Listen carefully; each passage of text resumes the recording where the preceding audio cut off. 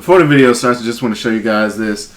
As y'all can see, I got on this. It's just prototype. I don't think I'm big enough to have merch or anything like that yet or anything, but I got like this prototype type merch. You see, I got my logo right here. Got Goat Gang right here in the middle.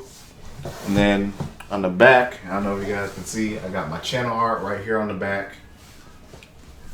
Just let me know what you guys think about it. To be honest, I'm thinking about taking this Goat Gang stuff. I'm thinking about taking this off personally. I don't really feel like it really needs to be there. I feel like if you have a simple thing right here on the front, like a little side piece right here on the front, and then you have like a cool logo on the back or cool something on the back, that would be perfectly fine. But let me know what you guys think in the comment section. And right now, let's get into the video. What's up, everybody? It's Novelty. Go give you another reaction video. This one is by Sam Monella, titled Obscure, Obsolete, Inventions. Now, I'll be honest with y'all. All my Salmonella videos have been demonetized like hell. Damn near instantly. But I don't really care because this dude makes amazing content. And I apologize for not posting the other videos that he's uploaded up until now. But that's neither here or there. Again, let me know what you guys think about the merch that I showed you at the beginning of the video. Again, I'm thinking about taking the Goat Gang thing off, but I wanted something to call you guys. But if you guys have not subscribed to Sam Monella, definitely make sure you go do that. He does have great, like, information to give you guys. And he does it in like a fun, dark humor sort of way, and I like it because I like dark humor. But right now, we're going to start this in 3, 2, 1, go. Alright, after months upon months of unrelenting pressure by you psychopaths pretending to be my characters on Twitter, I finally got a merch store. Let this be a lesson, kids. With enough harassment, you can achieve anything. Anyway, go check it out, or don't, whatever. See, like how his shirt had like his face like right here in the corner, and that's all it had? I'm thinking about taking the Goat Gang off.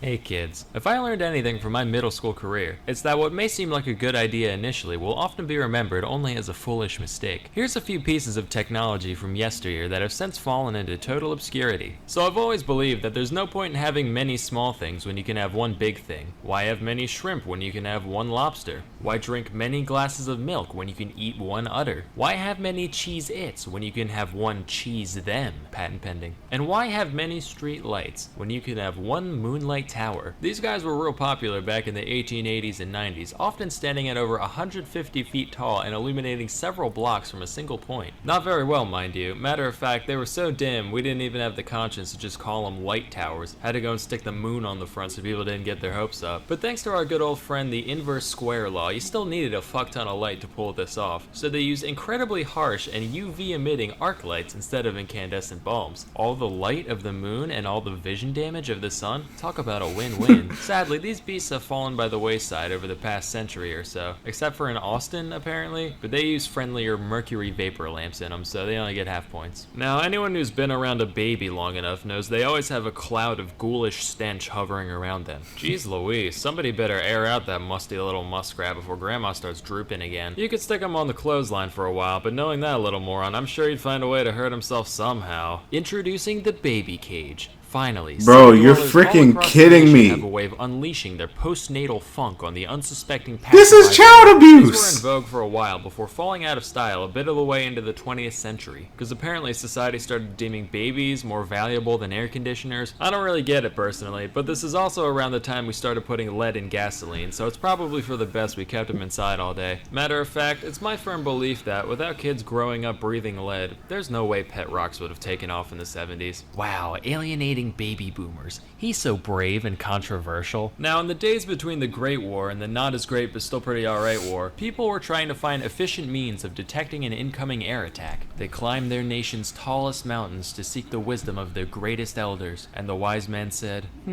big ears. So that's what they did. These giant discs were known as acoustic mirrors and were designed to focus incoming sound over a 5-meter diameter into a single point. They were reasonably effective as listening devices. A few of them in Britain were able to pick up the sound of a plane from all the way across the English Channel. Of course, radar came along soon after, rendering these things completely useless beyond looking realist as hell. For real, instant album cover material right here. Ah! One of the Pep Boys is pulling a Spanish Inquisition on this poor wayward harlot. Huh. Just kidding. Despite the fact that this looks so very, very much like a state-of-the-art instrument of torture, it's actually just a beauty micrometer. Think those shoe size measurer things at Foot Locker, only instead of one primitive measurement, it records the entire topology of your face and skull at once. With this data, a trained cosmetologist would be able to pinpoint exactly what features of your head should be enhanced and reduced with makeup in order to achieve a maximum calculated attractiveness after you've paid for their services. Clearly this device must have been effective. After all, beauty is entirely objective. What, eye of the beholder?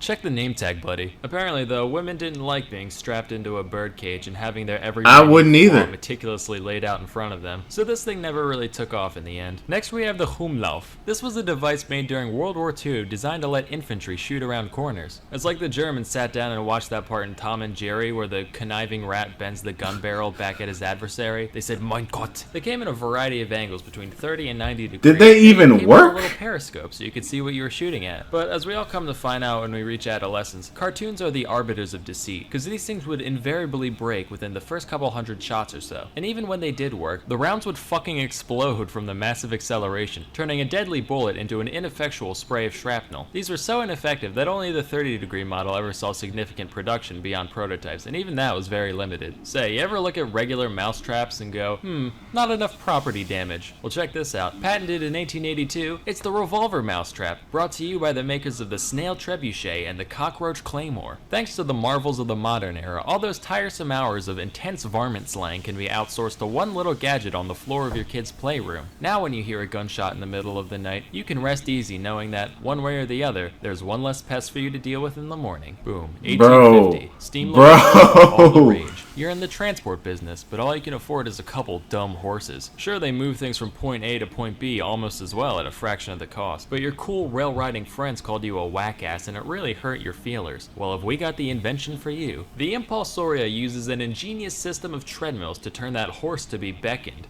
into a force to be reckoned with. Sure, it's expensive as hell to make and limits your services entirely to railroads, but just look at it. Instant Pussymobile. Slap some rims and a spoiler on that, you're laughing. This machine is recorded at having a maximum output of 2 to 4 horsepower, which sounds about right, and it didn't see much use outside a couple exhibitions. Now, if there's one hobby that people in the past enjoyed, it's smoking. Whoo boy did they like smoking. And with every great wholesome activity comes a million novelty items to go along with it. Everyone's seen the long cigarette, but how about the really long cigarette? Want to smoke in the rain? Here you go. Going snorkeling? Hey, you know what's more important than oxygen? Nicotine. But hey, wanna know the only thing better than a cigarette? 2 cigarettes. You know what? Fuck it. Have the whole pack. You earned it. Bro, are you freaking serious? Back, you can always share it with a friend. Aw, how heartburning. But you know what's even more fun? This is the dumbest damn thing in the world.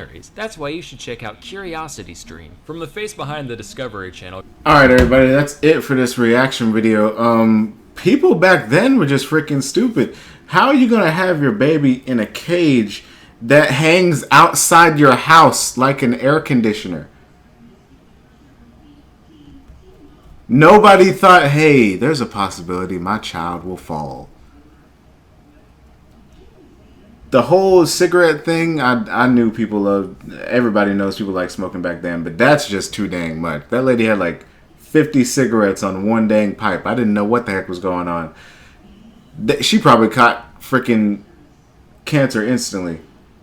Lung cancer. She had to catch that instantly. I don't know what she caught. But that's it for this reaction video. Make sure you like, comment, subscribe, and share this video with your friends. Definitely make sure you go check out Sam Vanilla. Again, as you guys can tell just by looking at this video, amazing content creator. Does great work. Dark humor, always on point. I don't know about that baby thing that he showed, but that's crazy. Life back then was just freaking ridiculous. I'm gonna see you guys next time, and peace.